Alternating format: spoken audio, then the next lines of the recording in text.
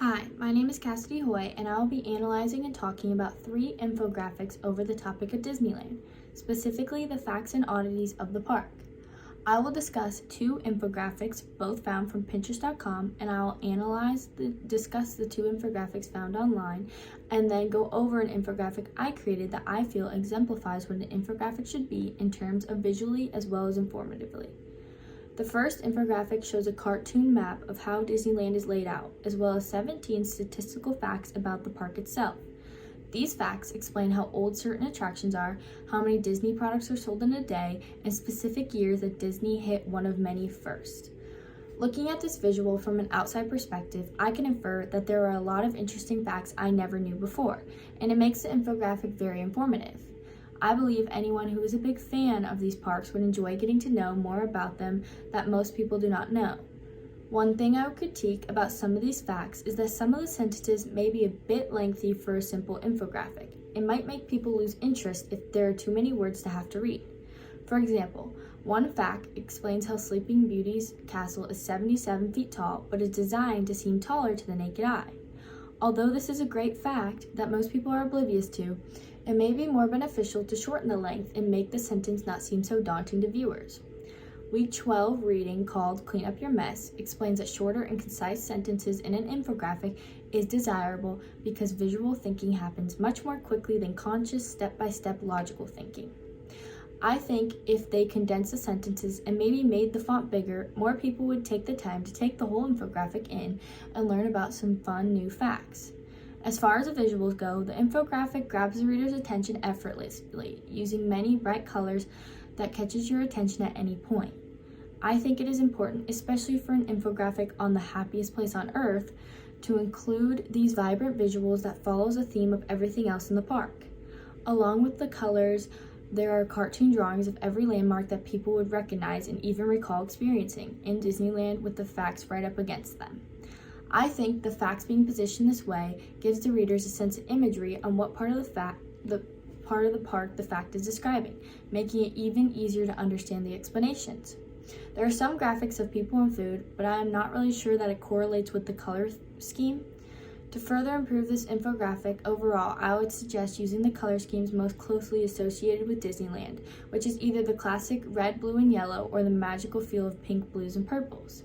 The color scheme throws off the visuals a little bit, and I feel like the graphic should have followed the routine scheme of the entire infographic a little bit more. The second infographic is a little more simple and subtle, but gets the point across efficiently. Although there are just a few less facts in the first infographic, I feel like it is not as overwhelming and will keep the audience engaged longer if there are less words and simpler graphics. The visuals on this one has a little bit more of a retro effect, something you may have even seen a flyer at Disneyland 50 years ago, which I think adds a fascinating touch. As far as information goes, it is clear they definitely went with some old facts that are even less common knowledge than the last infographic, but I feel like to anyone super interested in these parks, it is nothing they would not be excited to learn about. They do have 2 different fonts in one sentence, which I feel is a bit distracting to the actual fact they're trying to get across, but the red colored words really stand out from the black words, and because these red words are the most important parts, I feel like it really works in this infographic's favor. Overall, this infographic is a lot less cluttered and more calming to the viewer's eyes, but the colors do not correlate entirely to the theme Disneyland typically goes for, and that may be confusing to some. If the fonts all aligned and the color scheme had more broad range of colors, I feel like this infographic would reel even more of a satisfied audience in. Now that I have discussed and analyzed the infographics made by others, I will go over the one I created. My infographic is called The Odds and Ends About Disneyland and follows the theme of sporadic facts on the park that is probably unknown to most. I included 6 different facts and made sure to get a different range of the type of statistic that they each cover. For example, for one fact, I have the year in which Disneyland created a time capsule, and for another, I explain the type of land Disneyland was built upon. I feel like using as many different topics of these oddities as I can would keep the viewers intrigued in what they will read next.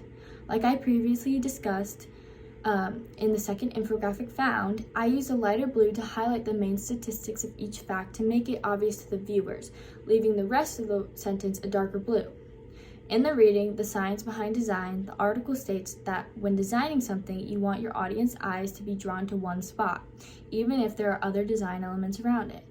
Unlike the other infographic, I kept everything under the same font, hoping it would create a cleaner and more organized appearance. For my visuals, I wanted cartoon graphics that also correlate to each fact and keep the audience entertained. The color scheme strays away from Disney's classic color wheel of primary colors, but does not miss on the magical effect. The pinks, blues, and purples hopefully can obviously show what my topic is in my infographic and be a pleasing visual for the audience to get to see. My infographic is different enough to set apart from the rest, but similar enough to provide random facts about Disneyland in the best way possible. Thank you.